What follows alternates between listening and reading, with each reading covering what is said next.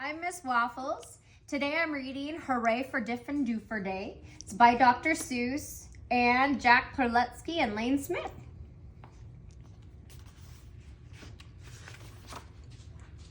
Again, Hooray for Diffendoofer Day. I've always lived in Dinkerville. My friends all live here too. We go to Diffendoofer school. We're happy that we do. Our school is at the corner of Dinkzuber and Dinkzot.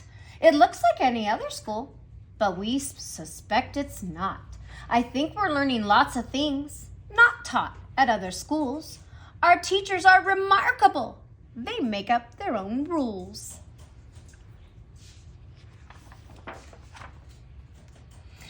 Miss Bobble teaches listening. Miss Wobble teaches smelling. Miss Fribble teaches laughing. And Miss Quibble teaches yelling.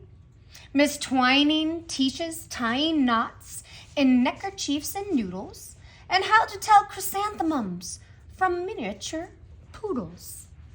Miss Vining teaches all the ways a pigeon may be peppered and how to put a saddle on a lizard or a leopard.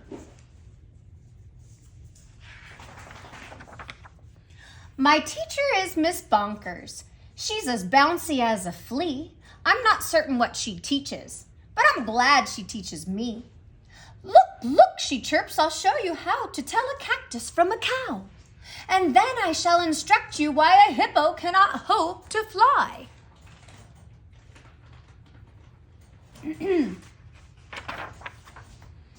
She even teaches frogs to dance and pigs to put on underpants. One day she taught a duck to sing. Miss Bonkers teaches everything. Of all the teachers in our school, I like Miss Bonkers best. Our teachers are all different, but she's the differenter than the rest. We also have a principal. His name is Mr. Lowe. He is the very saddest man that any of us know. He mumbles, "Are they learning? This and that and such." His face is wrinkled as a prune from worrying so much. He breaks a lot of pencil points from pushing down too hard, and many dogs start barking as he mopes around the yard. We think he wears false eyebrows. In fact, we're sure it's so. We've heard he takes them off at night. I guess we'll never know.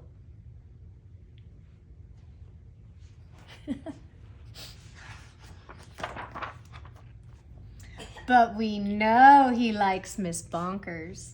He treats her like a queen. He's always there to watch her when she's on her trampoline.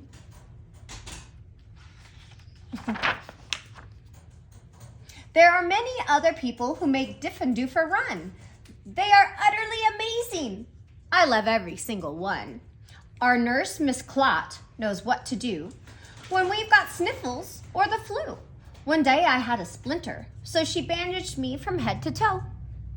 Mr. Plunger, our custodian, has fashioned a machine, a super zuper flooper doo. It keeps the whole school clean.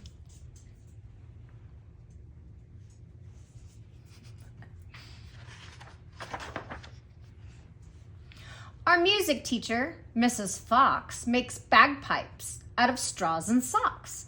Our art instructor, Mr. Bees, paints pictures hanging by his knees. Lots of rhyming. In science class with Mr. Katz, we learn to build robotic rats. In gym, we watch as Mr. Bear hoists elephants into the air. Miss Loon is our librarian. She hides behind the shelves and often cries out louder when we're reading to ourselves.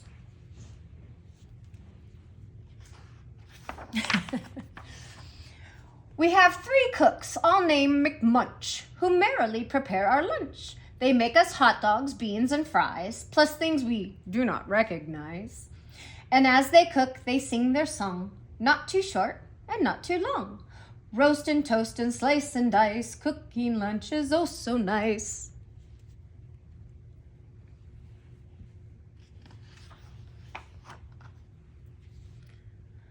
We were eating their concoctions, telling jokes and making noise, when Mr. Lowe appeared and howled, "Attention, girls and boys!" He began to fuss and fidget, scratch and mutter, sneeze and cough. He shook his head so hard, we thought his eyebrows would come off. He wrung his hands, he cleared his throat. He shed a single tear, then sobbed, "I've something to announce, and that's why I'm here. All schools for miles and miles around must take a special test to see who's learning such and such, to see which school's the best. If our small school does not do well, then it will be torn down, and you will have to go to school in dreary Flobbertown."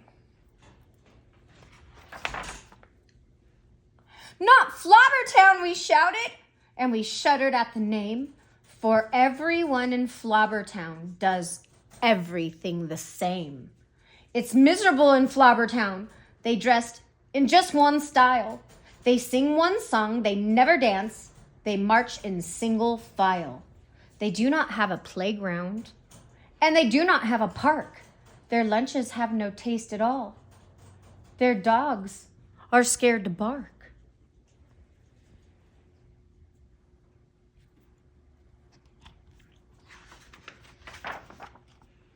Miss Bonkers rose. "Don't fret," she said. "You've learned the things you need to pass that test and many more. I'm certain you'll succeed. We've taught you that the earth is round. The red and white make pink, and something else that matters more. We've taught you how to think." "I hope you're right," sighed Mr. Lowe. He shed another tear. "The test is in 10 minutes, and you're taking it right here." Little duck. We sat in shock and disbelief. "Oh no," we moaned. "Oh no." We were even more unhappy than unhappy Mr. Lowe. But then the test was handed out. "Yahoo!" we yelled, "Yahoo!" For it was filled with all the things that we all knew we knew. There were questions about noodles, about poodles, frogs, and yelling, about listening and laughing, and chrysanthemums and smelling. There were questions about other things we'd never seen or heard, and yet somehow we answered them, enjoying every word.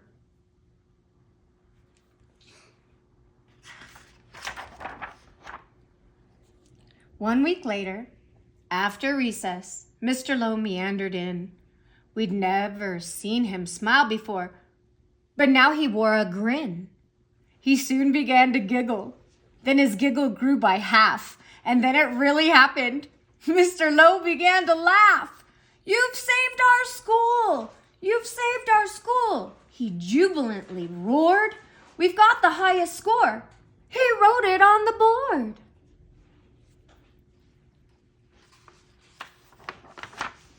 Miss Bonkers did some cartwheels till her face turned cherry red. She bounded up to Mr. Lowe and kissed him on the head. "Hooray, hooray," she shouted. "I'm so proud I cannot speak." So she did another cartwheel, and she pecked him on the cheek.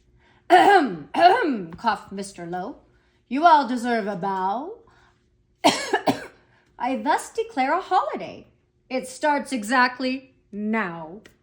Because you've done so splendidly, in every sort of way, this day forever shall be known as Diffendoofer Day. And furthermore, I promise, I won't ever wear a frown, for now I know we'll never go to dreary Flobbertown." Then we held a celebration. There was pizza, milk, and cake. Like everyone, I ate too much, and I got a bellyache. We laughed and whooped and hollered the entire school day long. Then we all sang triumphantly the Diffendoofer song. "We love you, Diffendoofer school, we definitely do. There surely is no other school that's anything like you. You're gribulous, you're grobulous, each day we love you more. You are the school we treasure and unceasingly adore. Oh, finest school in Dinkerville, the only one as well. We love you, Diffendoofer school, much more than we can tell. You are so diffendooferous, it gives us joy to say 3 cheers for Diffendoofer School. Hooray, hooray, hooray!